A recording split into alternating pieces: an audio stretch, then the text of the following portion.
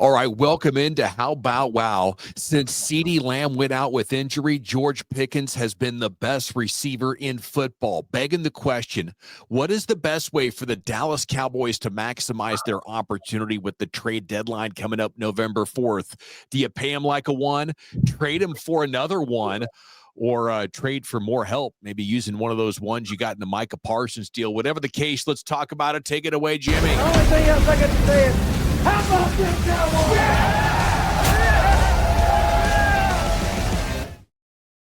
All right, welcome in. I'm Gavin Dawson, along with Newbear Lesnewski. Go ahead, hit the like and sub on your way in if you do enjoy the content. How the heck you doing tonight, buddy?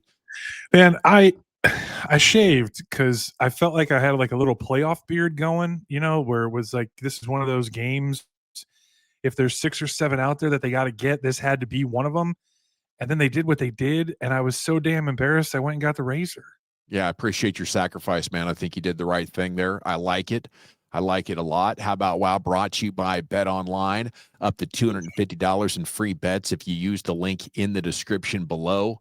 The line has come down quite a bit since Washington lost to Chicago. It's now the Cowboys only +1 as a home dog. So we'll talk a little bit later on in the week how we're playing that. But for now, if you want free bets, use the sign-up link in our description. Okay, I do want to start out this show and just say the fact that George Pickens has played so awesome is just such an amazing development. I think it's the best thing that's happened so far this year. By far, because of what it sets up for you in the future. You got proof of concept that you can make this work, and when Lamb is out, you can still operate like you're a number one offense in the entire league. And you've taken a guy that was outside the top 15 wide receivers, maybe outside the top 20, and put him in the top 5 conversation. So everything about this story is fantastic. Now it's just about optimizing your situation. Man, this week is so big for so many different reasons. And man, that schedule now, everything just gets compressed. And you start looking out there and you go, are you going to be buyers or sellers? November 4th, 4 p.m. is going to be here in a minute. Like, it's Halloween time. It's spooky season. And if they don't handle business, it's about to get real scary for Jones fam. And I think that's a great first branch on this topic tree is looking at this trade deadline that's coming up November 4th, and here we are October 14th. There's a case to be made that if you think you could be buyers or you actually think you are contenders, to go improve this defense in a significant way right now. There's also a case to be made for, hey, we don't know if we should be buyers. And there might be so many holes on this defense. You can't stop big plays or the run. You should at least be able to commit to one and stopping it, but they can't even do that. So maybe wait to see if you do in fact lose to Washington and Denver and you're sitting there at 2-5-1, and then the night before the actual trade deadline you play Arizona. Could you imagine losing to them as well? And I don't know. Right now, I would vote for guys, let's be patient, because it seems like we got a major gap. It's not just your linebackers, it's that your entire defensive line's getting blown off the ball every time they said hike the other night. I got the game on loop. And not just because we're in the studio, but because I can't watch this game and feel anything other than, okay, they're just going to figure this out, that they're going to stop playing with their food and they're going to find a way to get this dub. And maybe it's going to be another ugly one. And we're going to talk about the first offense and the 32nd defense. And it's just a win is a win is a win at this point. Open up toward that trade deadline saying, who are you going to go get? And how is that going to impact this playoff push, especially after what happened last Thursday? Because when you look around and the Eagles, I mean, you would be right there, right? I mean, they would be 4-2. You'd be 3-2-1 with another head-to-head, totally in control of your own destiny. And then at the same time, there's only 4 teams in the whole league that only have 1 loss. It's a wide open slate. It is 25 league wide. Yeah, I don't think there's really a wrong answer, as far as looking at it positively. Now, if you wanted to be skeptical, if they would lose these next couple of games, let's say you make a trade, it doesn't help you. Let's say you make no trades and you're still just getting lit up.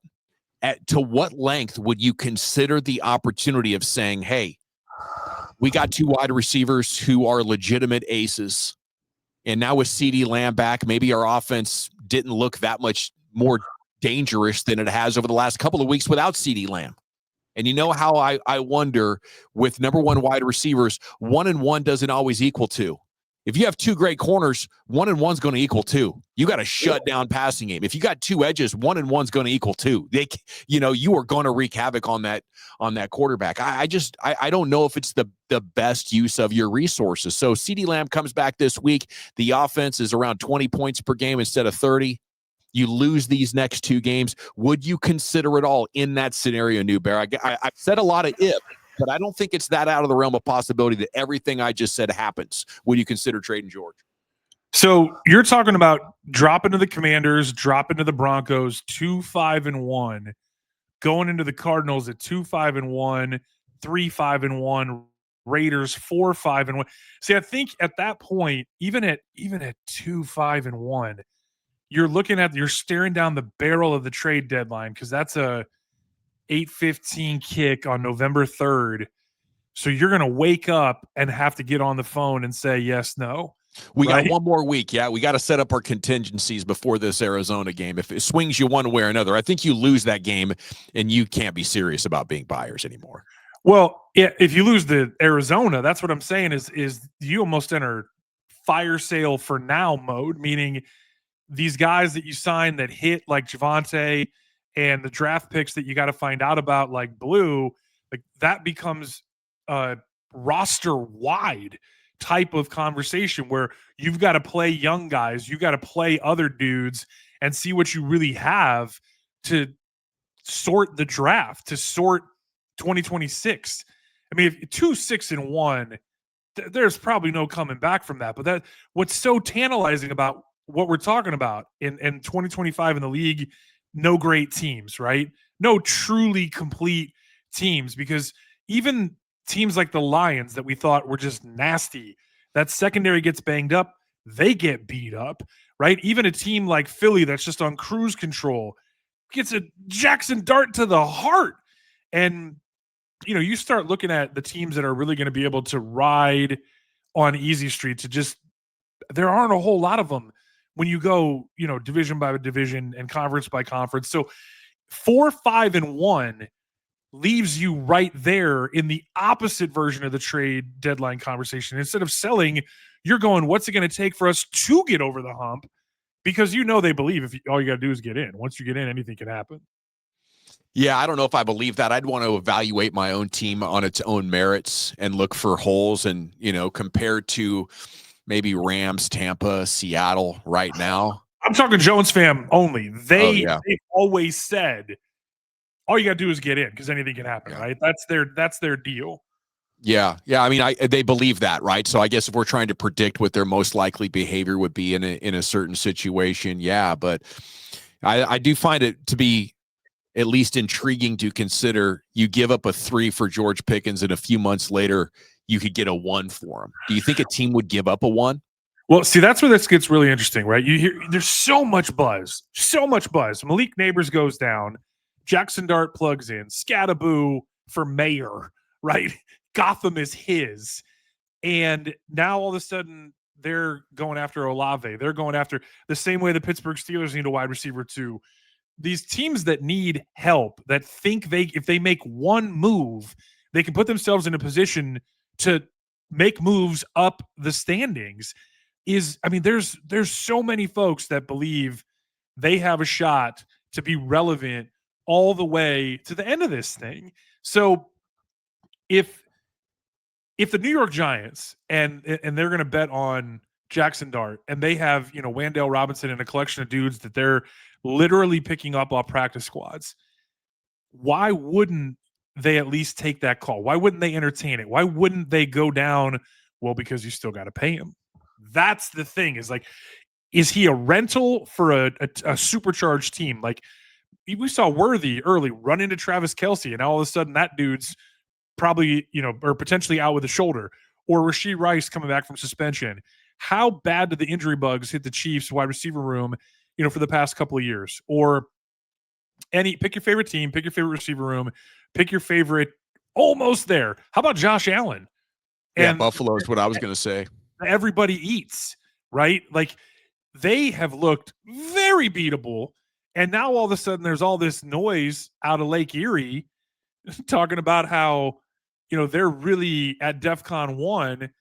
And now you throw Pickens in that mix. That's a completely different conversation. Yeah, and I think he has proven in a very short period of time that he is such a dominant player. I think it kind of breaks that, but you got to pay him mindset. Like the Packers had to pay Micah Parsons almost 50% more than TJ Watt and Myles Garrett had just got, and they were like, sure, here's 2 ones. That's what I'm saying is George Pickens has played so well and appears to be so unguardable as long as you have a good quarterback that he is going to propel you in massive ways. And, I think Buffalo makes a ton of sense. I think Kansas City makes a ton of sense. If you're one of these teams that has a late one, most likely, you're clearly willing to give that up for George Pickens, even if it's just a rental. But you're most likely wanting to get on the horn with Mulligetta as you're negotiating the trade and try to get that contract done before the wheels even touch down upon his arrival. I mean, how about Tampa? Mike Evans with the hamstring, right? We believe he comes back and just does Mike Evans things, but Father Time's undefeated. Godwin has not looked right since that devastating injury. Remember, he took substantially less money to stay in Tampa, and you said, okay, he wants to win. I also wonder if he would have passed the physical with half the other teams in the league. And, he was out last week, right? Egbuka now with a hamstring, right, of his own. The Bucs are right there. Baker Mayfield, frontrunner league MVP right now. You're telling me if Evans comes back and that hamstring's got him week to week, and now all of a sudden this rookie sensation's on the shelf and Godwin just is a shell of his former self, throw George Pickens down there. You think Baker doesn't want to throw go balls at 3? Man, that would be something, sending him to Tampa. And, I think if you would put this out there in this theoretical situation where the Cowboys lose the next couple of weeks and decide, hey, you know what, we don't need to have CeeDee Lamb and George Pickens because it doesn't compound and make us that much more productive. You have one dominant wide receiver. It's going to dictate matchups enough. We need to spend this money on defense. Our closest path to the Super Bowl is not by paying George Pickens and running this back next year with a horrible defense. It's taking that money and whatever draft capital we can get and investing it in the defense to make ourselves better. But, based on what I heard today, the much more likely scenario, Newbear, is that the Cowboys actually decide to put those ones in play and try to make a defense good enough.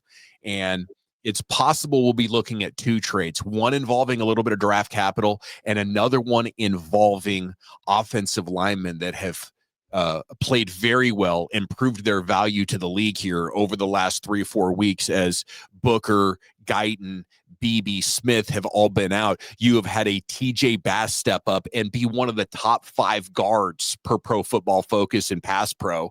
And you have had Nate Thomas step up and play both tackle spots pretty well, for a guy that you weren't even sure if he's a guard or a tackle. I'm not saying he is not near what Bass has done, but he's only been in the league for 1 year, really, and last year was a medical redshirt. So he's kind of stepping in with his first live rounds and looking to be a viable project as a starter. So they have the kind of capital I think that they could take into the market.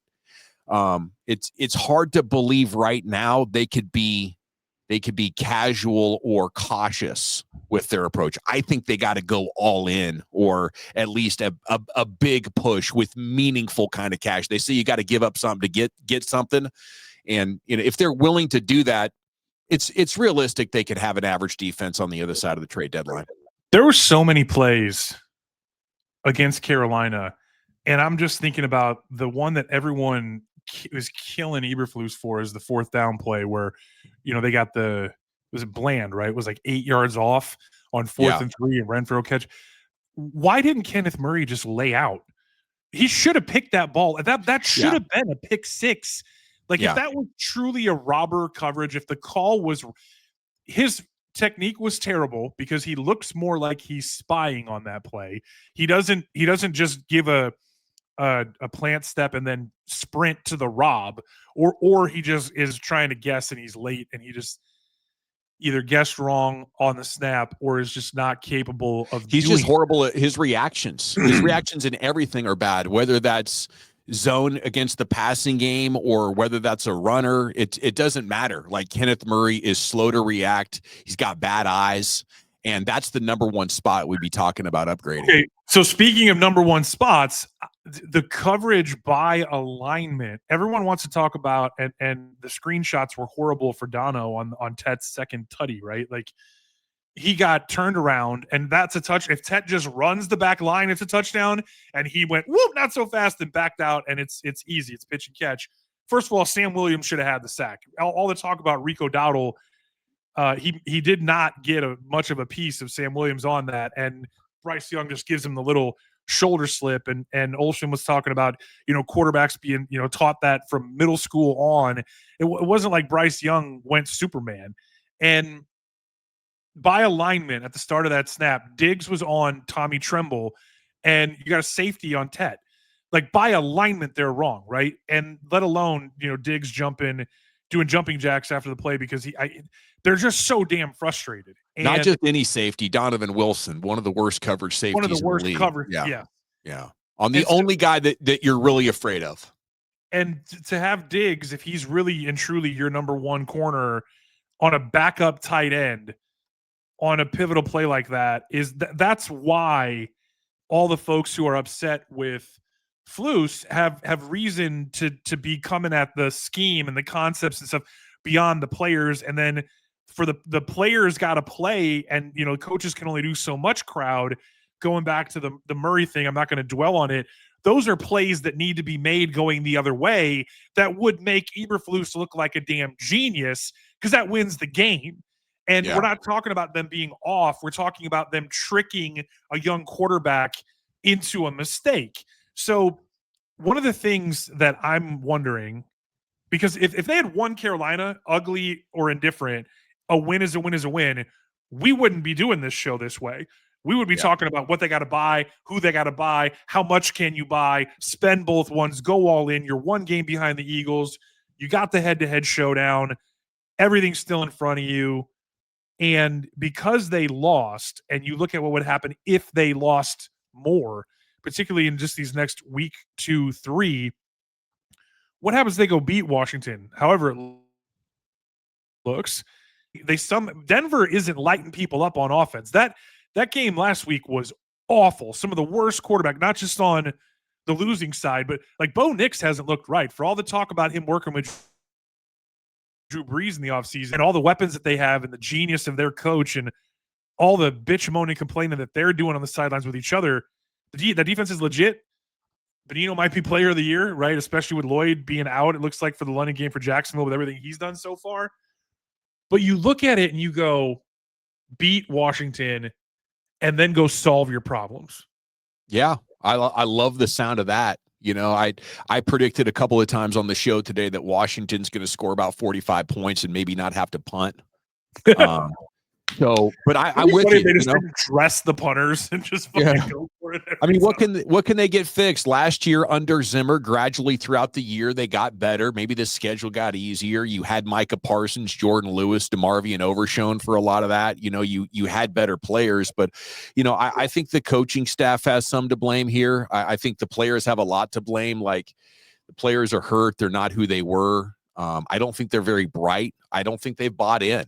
So you give me guys who aren't smart, can't learn things easily, and are maybe bitter or don't believe in what the coach is trying to teach. It is an awful tough combination of factors, but things could change. You could beat Washington. Your offense might just get so hot that maybe they go score 50.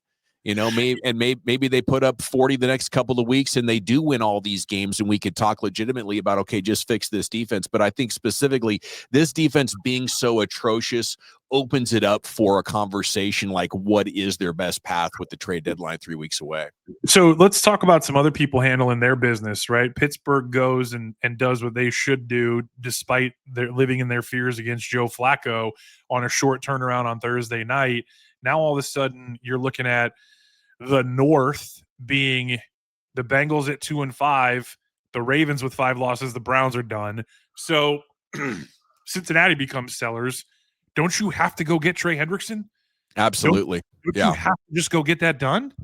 And I think, okay, so I think Cincinnati is the spot to take your offensive lineman.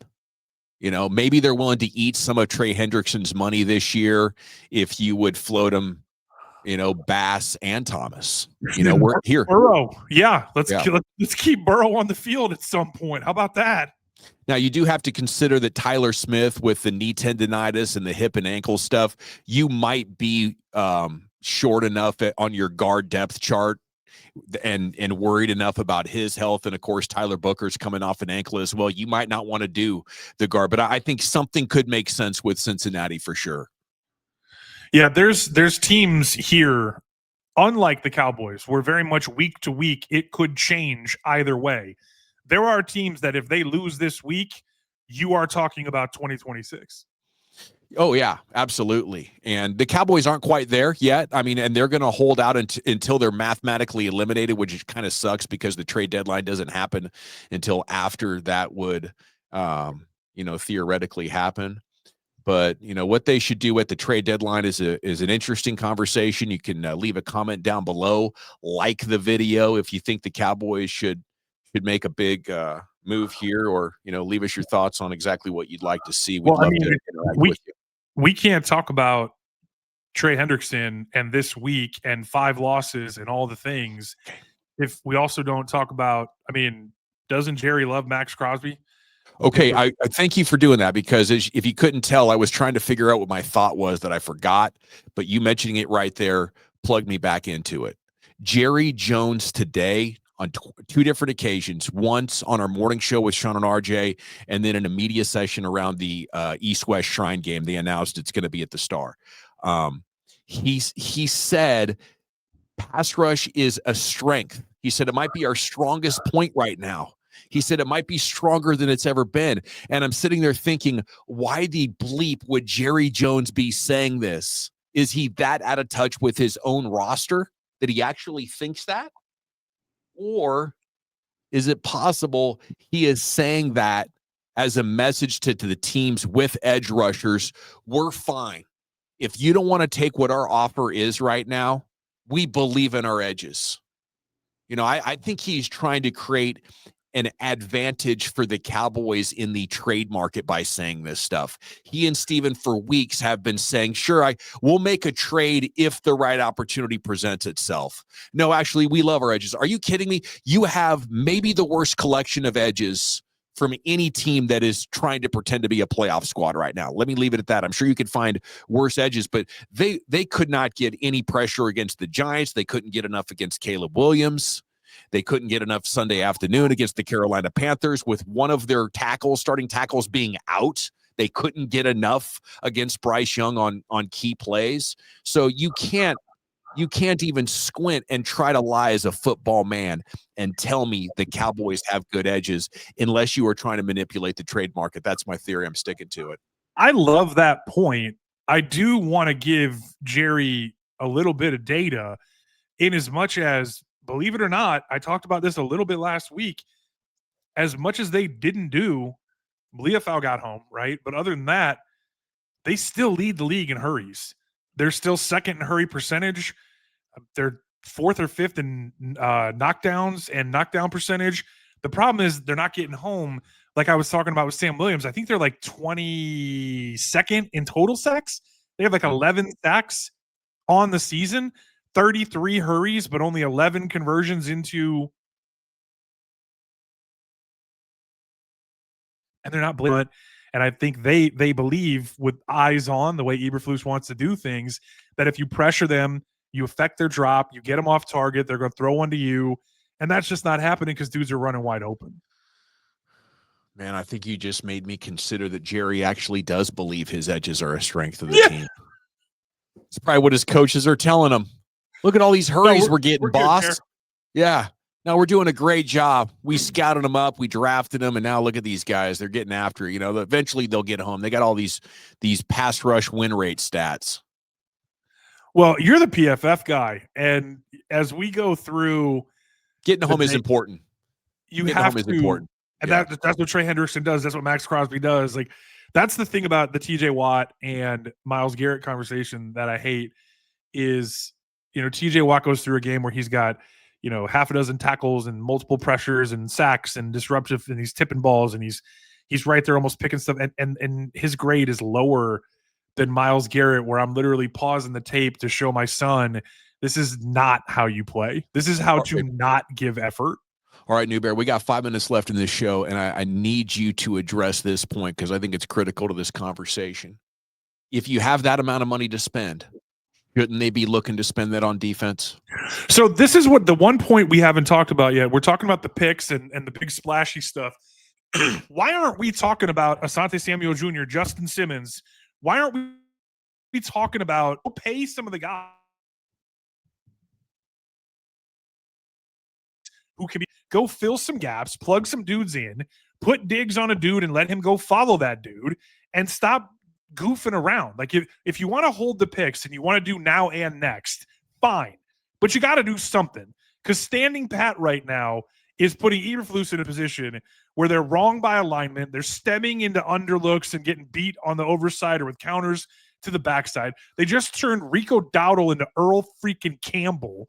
And oh, by the way, none of this is going to change because Easy needs an offseason in a pro weight room on the protein shakes, and none of your linebackers can consistently win.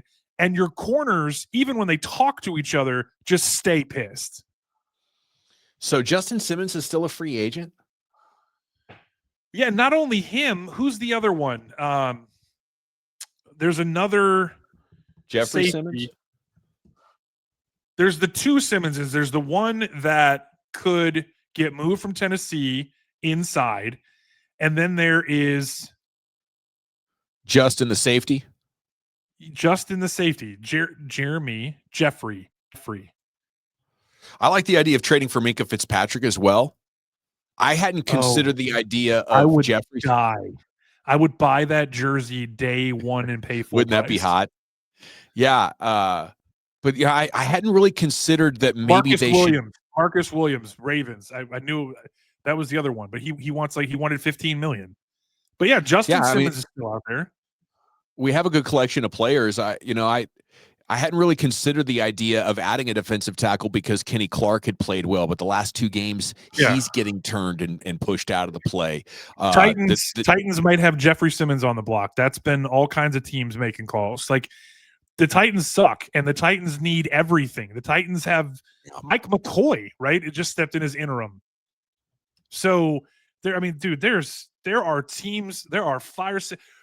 Dude, I didn't want to say Minkah because I didn't want to get my hopes up, get my heart up. And that broke my heart when that trade went down. That's literally why we started talking about anything Steelers and bringing that to life at all and making that a reality, because I just couldn't take it anymore. And look what that got them in return. Look at how that worked out, because they had a plan. Whatever Dallas decides to do, and I know we're up against the clock, so I'm going to be succinct. Whatever Jer Bear and really Steven decide to do or not do, they have to have a plan. Like, you can't just go get dudes that don't fit. You can't just go get Asante Samuel and then make him play a certain kind of way and keep leaving Diggs out there confused, making business decisions. Like, you have to have a plan. So if you're going to go all in and you're going to use the picks, why are you doing that? Because we're going to go get a Max or a Trey and we're going to just dominate off the edges. We're going to go get Jeffrey Simmons. Or we're going to hold those picks because we still want to be a part of the QB sweepstakes or whatever we do 2026 and beyond. But we're going to go spend some cash. And there's guys out there to be had, because there's enough bad tape that you have to figure out how to make something good out of it. And you have to have a plan. I got a plan right here. We've just sorted through it. It's to keep George Pickens and do at least 3 of the following moves: Trey Hendrickson, Jeffrey Simmons, Devin Bush, Minkah Fitzpatrick, Justin Simmons, Asante Samuel, who incidentally is better in zone than man, so he's perfect for Flus. There you go. And you know what? If his neck is good, then let him put his neck on the line. Hey, and I think we're just a few weeks now from a medical update on Asante Samuel, and maybe he'll be ready to rock second half of the season. I think what it really comes down to is respecting the fact that a situation like this with Dak at the height of his powers, with the offense fresh, maybe catching the league a little by surprise, a healthy Dak right? George Pickens at a tiny number, $3 million, gives you the flexibility to go do stuff. And you have to acknowledge that you can't try to win the Super Bowl every year in this league. Teams that do that find themselves on a hamster wheel to nowhere. So you got to pick a year where you go for it. And if the Cowboys decide to do that, I love the idea of playing this season out with George Pickens and ultimately paying him like a number one in March. Because if Jamar Chase is at 40 and CeeDee Lamb's at 35, George is going well over 30. If I'm Mulligetta, I'm thinking 37.5. And before too long, we might be talking about a franchise tag with a David Mulligetta client type of situation with Sound Sticky. So I love the fact that there's options. There's picks, there's cash, there's players, there's change. Dak right now, I love Baker Mayfield. Like, he's the greatest walk-on of all time. Walk-on to Heisman, a number one pick to redemption tour, taking names, burying bodies. I love Baker Mayfield. If the Cowboys were over 500, Dak Prescott is the MVP of the NFL. You have to take advantage of that. And that's a great point that you made about the Clayton and Connor and company catching the league by storm right now. I'm sending you screenshots of plays being like, man, I can't believe this didn't go for a tutty. And as you know, like, just play after play, even the ones that don't work have the framework to go to the house. Like, you have to take advantage. And the crazy thing is, we're not talking about 85 Bears, steel curtain. We're talking about getting to average. If you have a replacement level league average defense, you are a Super Bowl contender with this offense. Yes. If you agree, hit the like button. If you're enjoying the channel, maybe consider hitting the bell button as well so you never miss when we upload or go live. We're back soon with more Cowboys content. Till then, how about wow?